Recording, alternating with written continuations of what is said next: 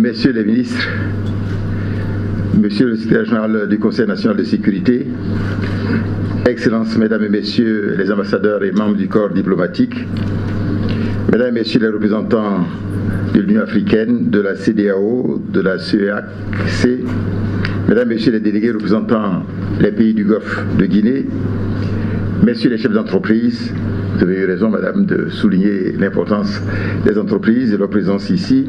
Honorables participants, chers amis des médias, Mesdames et Messieurs, au moment où s'ouvrent les travaux de la 4e réunion du groupe des amis du Golfe de Guinée, dit G7+, la première du genre en Côte d'Ivoire, je suis heureux de souhaiter à toutes les délégations ici présentes la cordiale bienvenue au nom de Son Excellence M. Alassane Ouattara, Président de la République. Nous sommes heureux de vous avoir, M. Gunther et Mme Marie-Hélène, de votre présence ici. J'ai cru comprendre que c'est votre première visite en Côte d'Ivoire. C'est ce que nous avons dit tout à l'heure, hein? Parce qu'on attrape très rapidement le virus de la Côte d'Ivoire, je vous dis, donc je suis heureux de vous le dire, et je suis heureux que vous viendrez souvent, n'est-ce pas, monsieur l'ambassadeur Jonser. Voilà, nous allons organiser ça chaque fois que c'est possible. Comme souligné tout à l'heure, après d'autres réunions, notamment après les Seychelles, le Ghana et le Congo-Brazzaville, la Côte d'Ivoire s'honore d'abriter sur son sol cette réunion périodique qui est l'occasion pour les membres du G7+, de passer en revue les questions d'intérêt commun en rapport avec la sécurité maritime et d'une manière générale la sécurité dans le Golfe de Guinée. Sujet ô combien d'actualité. Honorables participants, Excellences, Mesdames et Messieurs, nous le savons tous, les zones maritimes sont un élément vital de l'économie mondiale. Ça a été souligné tout à l'heure par M. Gunther. Dans la mesure où plus de 70% de la surface de la Terre est recouverte d'eau, en outre, environ 90% des échanges internationaux se font par voie maritime. S'agissant spécifiquement du Golfe de Guinée, il constitue la première région pétrolifère d'Afrique subsaharienne, avec une production de 5 millions de barils de pétrole sur les 9 millions produits quotidiennement en Afrique subsaharienne. Le Golfe de Guinée est devenu l'un des principaux points de départ des flux pétroliers et gaziers vers l'Europe, les États-Unis, la Chine et l'Inde. C'est aussi une zone qui regorge d'énormes richesses en termes de biodiversité, de ressources halieutiques et minières. En même temps, cette zone est menacée par les diverses activités criminelles, notamment la pêche illicite, le terrorisme, la prolifération des armes de destruction massive, ADM pour les experts, la piraterie, le trafic illicite, de drogue, d'êtres humains et d'armes, etc. Si les détournements maritimes en Somalie et le long du reste de la côte est de l'Afrique sont désormais en forte baisse, les attaques de pirates et autres criminels de la mer en Afrique de l'Ouest et du Centre sont par contre en augmentation, faisant des eaux du Golfe de Guinée l'un des centres de la piraterie et la criminalité mondiale. Honorables participants, Excellences, Mesdames et Messieurs, les menaces maritimes étant de nature transnationale, une action efficace des États demande une approche et des stratégies concertées. L'Afrique et la communauté internationale doivent accentuer leur coopération dans cette perspective pour sauvegarder leurs intérêts mutuels. C'est pourquoi nous nous réjouissons de ce que la plupart des pays du Golfe de Guinée soient en train de repenser les stratégies qu'imposent les nouvelles exigences du contexte maritime. L'objectif étant de collaborer à l'élaboration d'une stratégie régionale, globale et intégrée de lutte contre la piraterie dans le Golfe de Guinée, en étroite coopération avec la Commission du Golfe de Guinée et l'Organisation maritime de l'Afrique de l'Ouest et du Centre au Maroc. Ces démarches qui s'inscrivent pour la plupart dans le cadre des résolutions du sommet des chefs d'État et de gouvernement sur la sécurité et la sûreté dans le Golfe de Guinée, tenu à Yaoundé donc le 25 juin 2013, ont permis ces réunions, ces démarches, la mise en place de stratégies variées visant l'adoption d'une politique commune et globale d'exploitation et de sécurisation des mers africaines.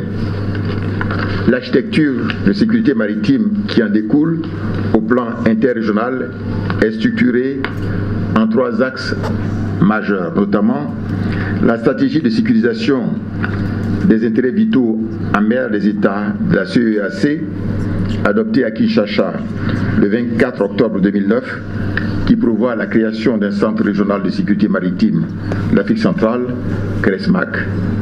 La stratégie maritime intégrée de la CEDEAO, adoptée en mars 2014, qui prévoit la création d'un centre régional de sécurité maritime de l'Afrique de l'Ouest, CRESMAO, et bien sûr le centre interrégional de coordination, CIC. Honorables participants, mesdames et messieurs, la Côte d'Ivoire entend jouer un rôle de premier plan dans la mise en œuvre de cette stratégie. En effet, le gouvernement ivoirien, à l'instar d'autres États africains, a adopté en application des résolutions pertinentes du sommet de Yaoundé sur la sécurité et la sûreté dans le golfe de Guinée, une stratégie nationale d'action de l'État en mer dont la mise en œuvre est placée sous la direction du Premier ministre. La mise en œuvre de cette stratégie a permis la réorganisation des espaces maritimes sous juridiction ivoirienne en 2 préfectures maritimes. L'équipement en moyens d'intervention des administrations compétentes en mer et la conduite de missions opérationnelles qui ont déjà permis l'arraisonnement de navires en infraction.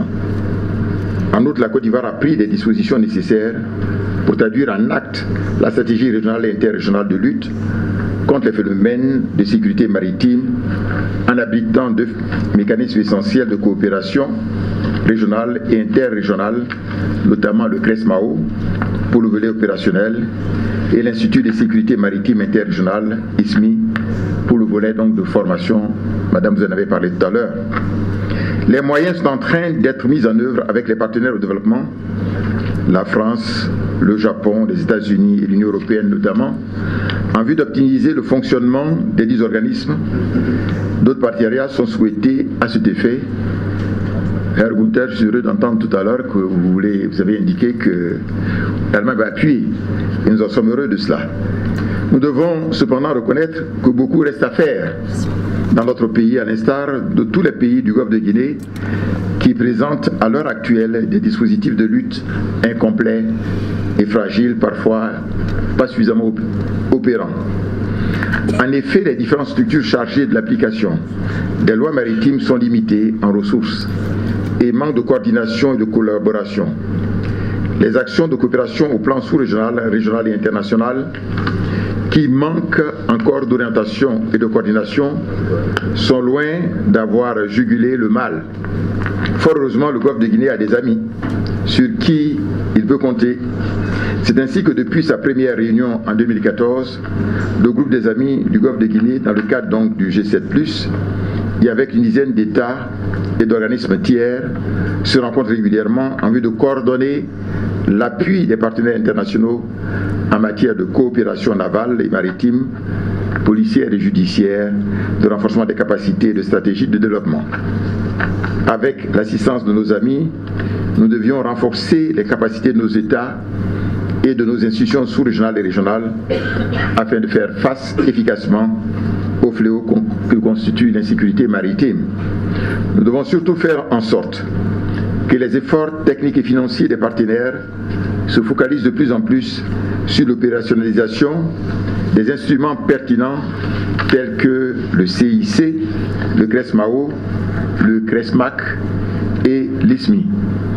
Nous devions également mettre l'accent sur la mise en place de stratégies nationales allant du renforcement des capacités légales et judiciaires des États avec l'harmonisation de nos législations, au partage d'informations et d'expertise, à la mutualisation des moyens de surveillance en passant par la mobilisation des financements pour les infrastructures et la création d'emplois dans le domaine maritime. J'ai bon espoir qu'avec ces réformes à conduire et avec l'appui de nos amis et partenaires, l'insécurité maritime dans le Golfe de Guinée sera, dans les années à venir, un souvenir lointain pour nos États. En souhaitant un plein succès à vos travaux et un agréable séjour en Côte d'Ivoire à chaque participant, je déclare au nom du président de la République, son Excellence M. Alassane Ouattara, ouverte la réunion du groupe des amis du Golfe de Guinée. Et je vous remercie de votre aimable attention.